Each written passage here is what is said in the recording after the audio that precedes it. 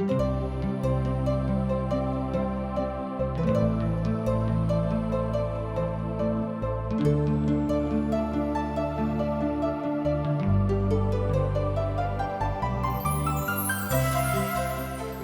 कहै छथि कि पापक मजूरी तऽ मृत्यु अछि, मुदा परमेश्वर के वचन हमरा प्रभु यीशु मसीह में अनंत जीवन अछि। हम सब एहन काज करै छी जे परमेश्वर के अप्रसन्न करै छी, जे हमरा के सजा दिलाबऽ के पात्र बनाबै छै। मुदा बाइबल अनंत जीवन के दिस एकटा स्पष्ट मार्ग के प्रस्तुत करै छथिन। TWR के प्रस्तुति आशक इजोत यह अनंत जीवन के खोजो में चलो वाला एकटा कार्यक्रम अछि। कृपया क देखू, सुनू, जाहिसँ परमेश्वर अहाँ के जीवन के मार्गदर्शक बनल रहे। आशा के इजोत मैथिली कार्यक्रम में हम एक बेर और अहाँक अभिनंदन प्रभु यीशु मसीह के मीठ आ पवित्र नाम से कह रहल छी। हमरा सब पुनः उपस्थित छी परमेश्वरक वचनक लऽ कऽ। आजुक दिन हमरा सब यशायाक पोथी तकर 45 आर 46 अध्याय के अध्ययन करब। अध्याय 45 में 44 अध्याय के विषय वस्तु का बतावल गेल अछि, अर्थात तकरे लऽ कऽ आगाँ बढ़ल गेल अछि। अध्याय 45 में कूशा के विषय में बाजल गेल अछि आ कूशा के विषय में एहि अध्याय में आखिरी बेर बाजल गेल अछि। मुदा हाँ, अध्याय 44 आखिरी पद एहि बातक दिस अर्थात एहि अध्याय के दिस इशारा करैत अछि। तहन हम बाजि सकलहुँ हैं कि 44 अध्याय के आखिरी पद 45 अध्याय के आरंभ प्रारंभ मात्र कहल जा सकैत छै। मुदा हाँ, एक बातक तऽ स्मरण राखब वा रखैए पड़त जे अध्याय के विभाजन तऽ मनुख केने छथि, मुदा परमेश्वर एहि बातक बुझेबा के प्रयास केने छथि कि जाहिसँ हमरा लोकनि बड्ड आसानीसँ, बड्ड सरलतासँ, बड्ड विनीत भऽ कऽ परमेश्वरक वचनक बुझि सकी, आ नहि तऽ हमरा सभक मेहनत अनेरे जाइत, अहूँक काल अनेरे एम्हर उम्हर भऽ जाइत। तैं परमेश्वरक वचन कहैत अछि कि बड्ड गंभीरता के साथ, बड्ड प्रार्थना के साथ हमर वचनक अध्ययन करू, अन्यथा पवित्रता में जँ नहि रहब तऽ अहाँ किछु नहि बुझब।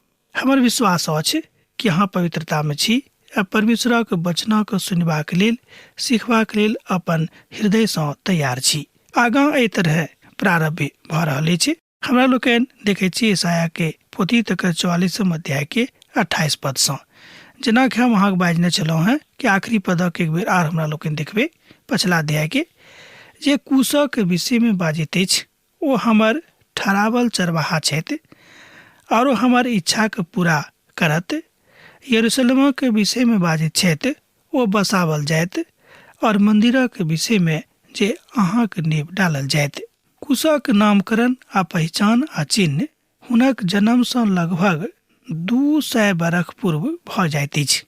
एहिठाम एहि बातक, एहि भविष्यवाणी के पूर्ण होइत हमरा लोकनि देखैत छी, किएक तऽ यशाया एहि बातक भविष्यवाणी केने छलाह। हुनक पूरा होयबाक काल धरि एहि विषय में बाजल गेल अछि। जाहि विश्वासी सभक विश्वास कमजोर छनि, ओ एहि कथाक बड्ड आराम सँ एहिठाम बतावल गेल तथ्य में आबि सकैत छथि और बता सकैत छथि कि प्रभु जे किछु चाहता से कऽ सकैत छथि। मुदा दोसर जिनक विश्वास कमजोर छनि, ओ बाजि सकैत छथि कि प्रभु जे किछु चाहैत छथि हुनका करे में काल लागैत छनि, अर्थात हुनक विश्वास कने कमजोर छनि। कूशक जन्म सँ 200 बरख पहिनहिए हुनका विषय में किएक भविष्यवाणी कयल गेल छलिक, एकटा प्रश्न सेहो अछि। हमर विचार में एकर 3 कारण छल।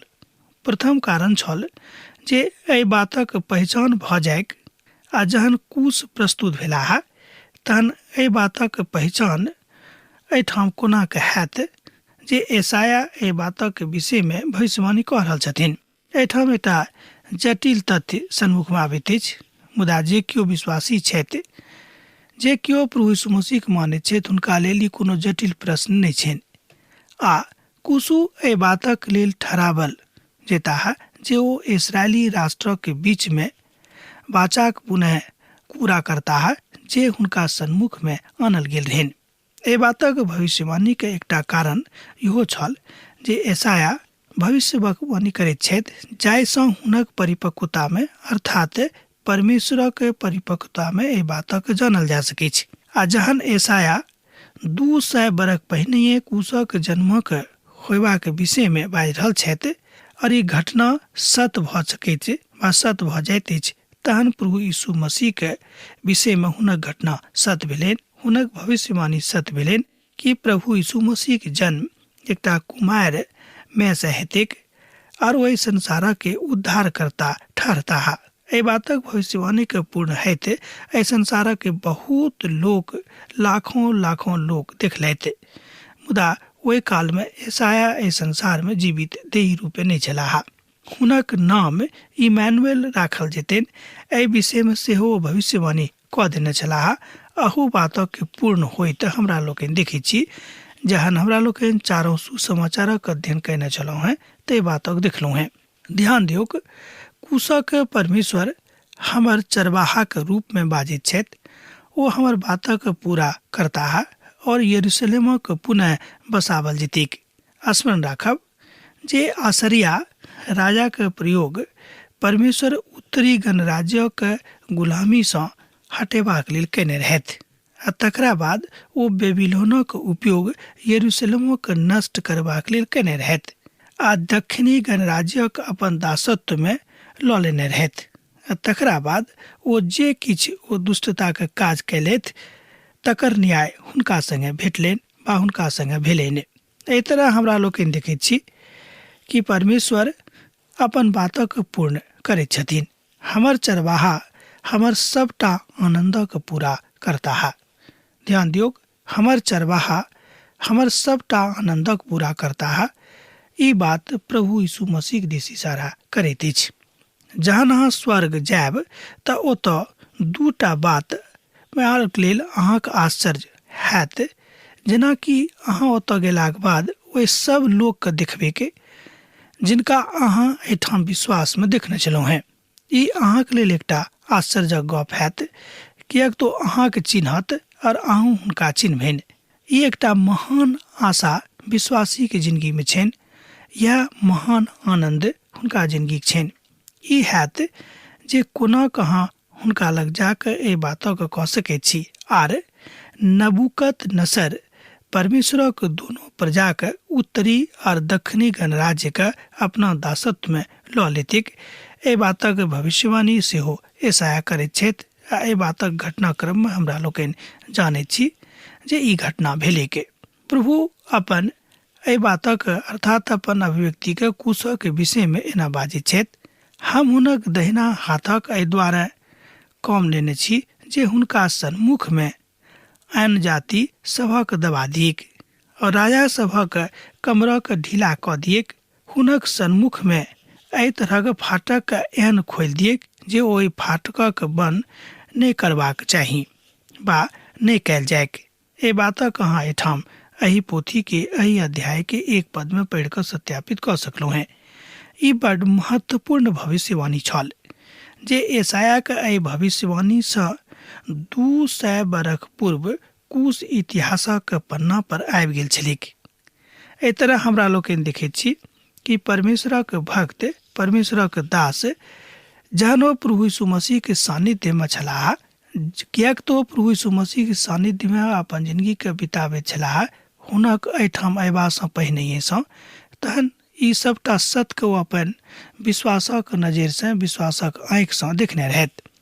कूश परिसिया के पूर्वी क्षेत्र में आयल छलाह। हुनक मकबरा के खंडहर परिगुडा ईरान में पावल जाइत अछि अखनो। जँ अहाँ ओतऽ जायब तऽ अहाँ देख सकैत छी, किएक तऽ एहि बातक के भविष्यवाणी जे ओहि काल में भेल छलैक, अहू काल में एहि बातक के तथ्य अखनो थिक। विनम्र मनुख ओ छलाह। ओहि कालक राजा सब में से ओ अधिकांश नीक रहथि, मुदा ई नीक गप छल तऽ यह कारण छल जे ओ परमेश्वर कूशक अपन अभिव्यक्ति के बाजने छलखिन। परमेश्वर हुनका अपन अभिव्यक्ति एहि द्वारा कहलनि किएक तो प्रभु के इच्छा के अनुसार काज कऽ सकैत छलाह।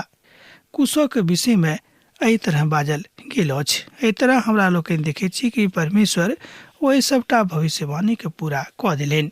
एसायाक पोथी तकर 45 अध्याय तकर 3 पद एहि बातक कहैत अछि, हम अहाँक अन्हार में लुकायल और गुप्त स्थान में गाड़ल धन देव, जाहिसँ अहाँ जानि जियौक जे हम इसराइलक प्रभु परमेश्वर थिकौं हैं, जे अहाँक नाम लऽ कऽ बाजैत छी।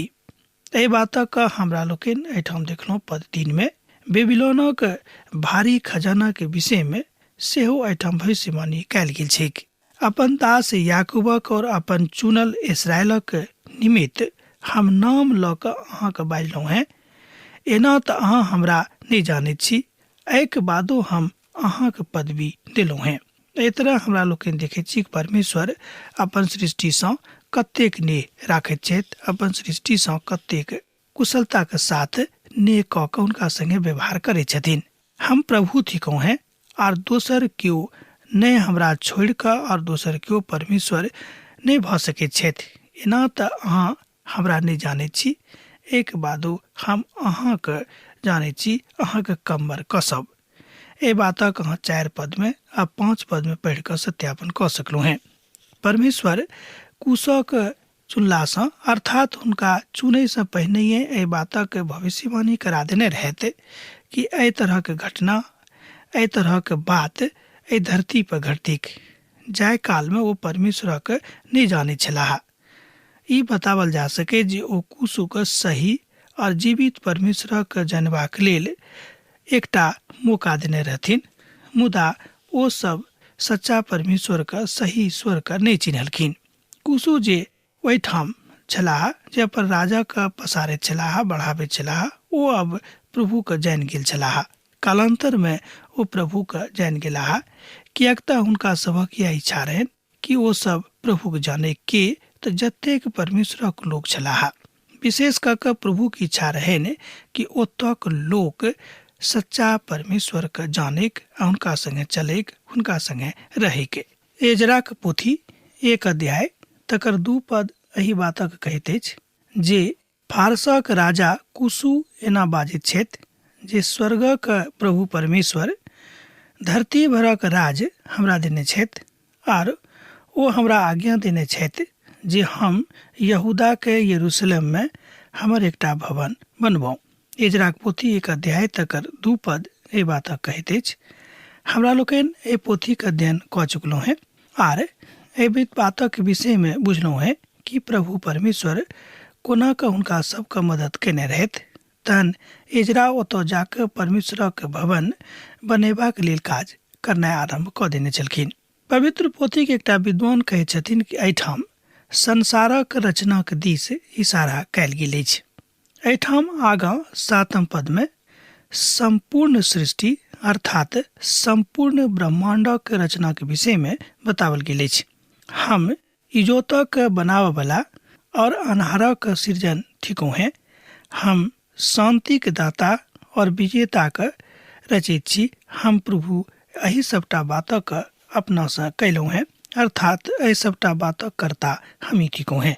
एहि बातक अहाँ एहिठाम 7 पद में देख सकैत छी, यशायाह पोथी 45 अध्याय में। तकरा बाद हमरा लोकनि देखैत छी जे आरंभ एहिठाम भेल छल, ओहि आरंभ के सबठाम पसारि कऽ सबठाम लऽ जा कऽ परमेश्वरक ओहि महिमा के देखेबाक छनि। इसराइली के नजदीकी के कारण यह छलैक कि ओ सब परमेश्वर के चुनल लोक छलाह और ओ सब परमेश्वरक इजोत में स्वयं के आगाँ लऽ जाइत छलाह। मुदा जन हुनकासँ गलती भेलनि, जन ओ प्रभु के चिन्हनाइ छोड़ि देने रहथि, तहन हुनक निर्माता हुनका तकलीफ में आनि देने छलखिन। एहि बातक भविष्यवाणी हमरा लोकनि एहिठाम यशायाह के पोथी में बड़ स्पष्टताक साथ देखैत छी। ओम्हर अन्हार भऽ रहल अछि, किएक तऽ इजोत ओहि शामसँ दूर चलल जा रहल अछि, किएक तऽ ओ सब अपन निर्माता के, अपन प्रभु के, अपन सृष्टिकर्ता के बिसरा चुकल छथि। परमेश्वर बता रहल छथि कि दुख शैतानक पिता अछि, किएक तऽ शैतान दुखक पिता छथि आ जे केओ हुनकासँ दोस्ती करैत छथि ओ दुखक दिस चलि जाइत छथि। रोमियोक पोथी तकर 6 अध्याय तकर 23 पद में एहि बातक ऊपर संत पौलुस जोर दऽ रहल छथिन कि जँ हाँ पाप करब तऽ पापक मजूरी मृत्यु थिक, अर्थात अहाँके मृत्यु भेटत, एहिमे कोनो संदेह नहि। एहिठाम मृत्यु शब्द न्यायक दिस इशारा करैत अछि, अर्थात परमेश्वरक न्यायक दिस लऽ जाइत अछि। दृश्य में परमेश्वर इजो थिकाह, परमेश्वर नहि चाहैत छथिन मुदा कि हमर लोक इजोत में नहि रहैक। प्रभु के इच्छा छनि कि हुनक लोक इजोत में रहैक, और हुनक इच्छा इहो सेहो छनि कि हुनक लोक हाय हाय नहि करैक।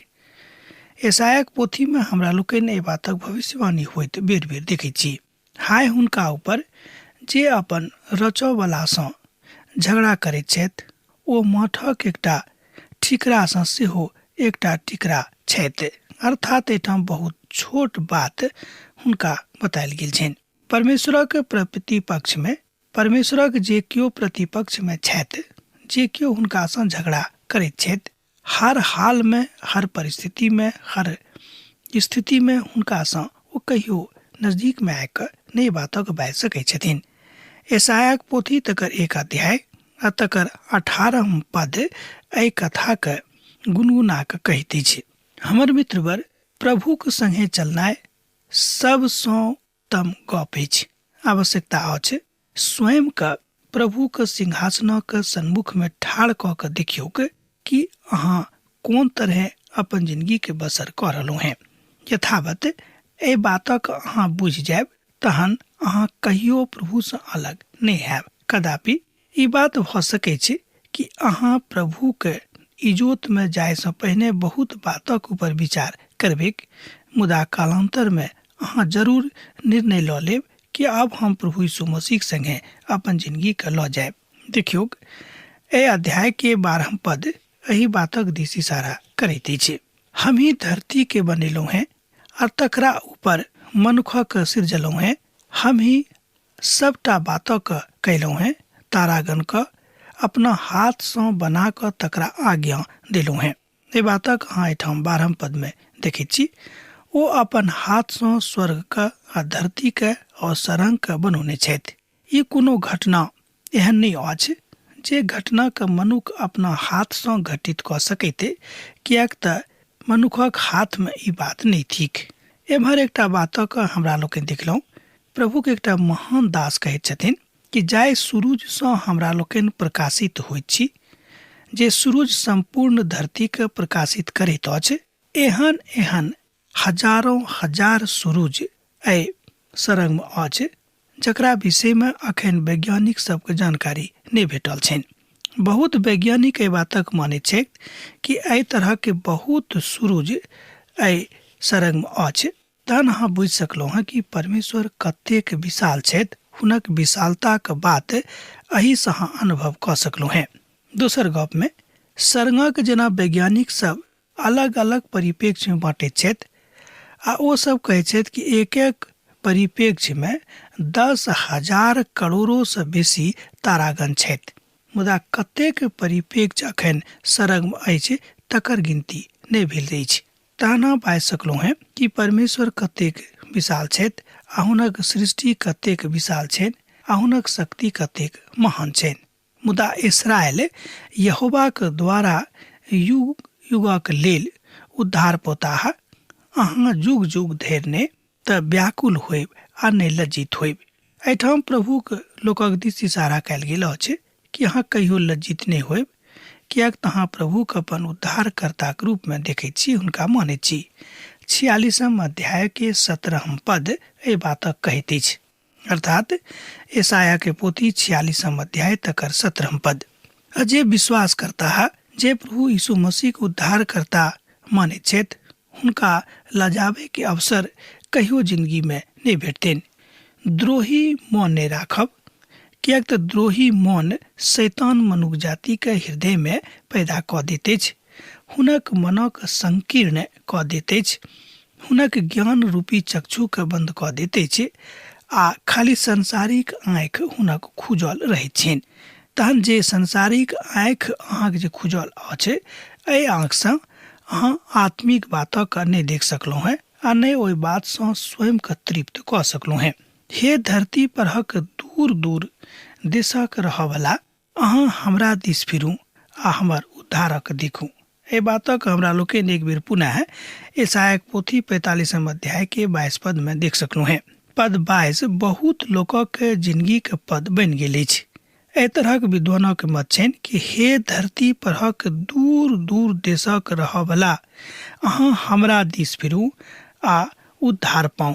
एहिठाम ई बात स्पष्ट अछि प्रभु यीशु मसीह के दिस, कियाक तऽ प्रभु यीशु मसीह कहलनि कि जे केओ हमर पानि सँ पीताह, जे पानि हम हुनका देबनि, ओ कहियो पियासल नहि रहतथि।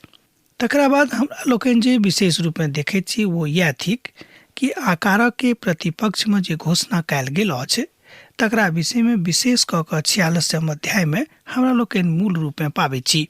आगाँ परमेश्वरक वचन एना कहैत अछि, हे याकूबक घराना, हे इस्राएल के घराना के सब बचल लोक, हमरा दिस कान लगा कऽ सुनू। अहाँके हम अहाँके उत्पत्ति के काले सँ उठौने रहलहुँ हैं आ जन्मे सँ लऽ कऽ फिरैत आयल छी। एहिठाम प्रभु के ओहि प्रेम के बतावल गेल अछि जाय प्रेमक विषय में प्रभु यीशु मसीह अपना मुख से बखान करैत छथि। एहि बातक भविष्यवाणी एहिठाम ईसाया अपन पोथी में कऽ रहल छथि 46 अध्याय में। एहिठाम ईसाया बता रहल छथिन कि वो अहाँके लऽ कऽ फिर रहल छथि, वो अहाँके लऽ कऽ घुरि फिर रहल छथि, जेना स्त्री, जेना माय अपन संतान का अपन गोदी में लऽ कऽ गर्भे सँ फिरैत रहैत अछि। एही तरह प्रभु परमेश्वर मनुष्य जाति का अहाँके अपना गोदी में लऽ कऽ फिरैत छथि। तहन अहाँ बाजि सकलहुँ हैं कि प्रभु अहाँ से कतेक प्रेम करैत छथिन। 46 अध्याय के एक पद का हम और एक बेर पढ़ऽ चाहैत छी। ओ पद थिक 4, अहाँके वृद्धा काल में सेहो हम ओही तरह बनल रहब और अहाँके बाल पाक काल धरि अहाँके उठौने रहब। हम अहाँके बनौने छी और अहाँके नेने फिरैत रहब। एहि बातक हम जहिया कहियो पढ़ै छी पद 4 का, हमर मोन गदगद भऽ जाइए। परमेश्वरक वचन कहैत अछि कि हम कहियो अहाँके नहि बिसरायब, वृद्धा काल सँ लऽ कऽ अखन धरि अहाँके एहिठाम धरि आनलहुँ हैं। अर्थात दोसर गप में अहाँके न्यान्हे टा सँ अखन धरि हम अहाँके सम्हारि कऽ राखने छी और अहाँके वृद्धा कालो में सेहो हम ओही तरह अहाँके लऽ कऽ फिरैत रहब। एहि बातक एहिठाम भविष्यवाणी कयल गेल अछि। एही बातक प्रभु यीशु मसीह के जन्म सँ जँ अहाँ जोड़ि कऽ देखबै तऽ पायब कि प्रभु यीशु मसीह सेहो कहैत छथि कि अब जे केओ हमरा डौढ़ी पर छथि, हम हुनका कहियो अपन डौढ़ी पर सँ नहि भगेबनि। पहिल पत्रसक पोथी तकर 5 अध्याय तकर 7 पद एहि बातक कहैत अछि। अब आजुक दिन हमरा एहिठाम समाप्त करबाक आज्ञा दिअ। अहाँ से विदा होइक हमर बेरा भऽ रहल अछि। जेना अहाँ सब पाती लिखैत रहैत छी, लिखैत रहब, बिसरायब नहि। यीशुक नेह अहाँके जिंदगी में बनल रहेक। आमीन। हमर विश्वास अछि कि ई कार्यक्रम अहाँके लेल लाभदायक सिद्ध अछि। हम चाहै छी कि अहाँ अपन आशीषके हमरा संग साझा करू। जँ अहाँ के नजीक बाइबल सँ आ जीवन सँ संबंधित कोनो प्रकार के प्रश्न भऽ सकै अछि तऽ अपन समस्या के लेल प्रार्थना करबा के लेल जँ चाहै छी तऽ हमरा फोन नंबर पर जरूर संपर्क कऽ सकै छी। परमेश्वर अहाँ सब के लेल एकटा सुंदर, सुखद, आनंदित दिन प्रदान करै।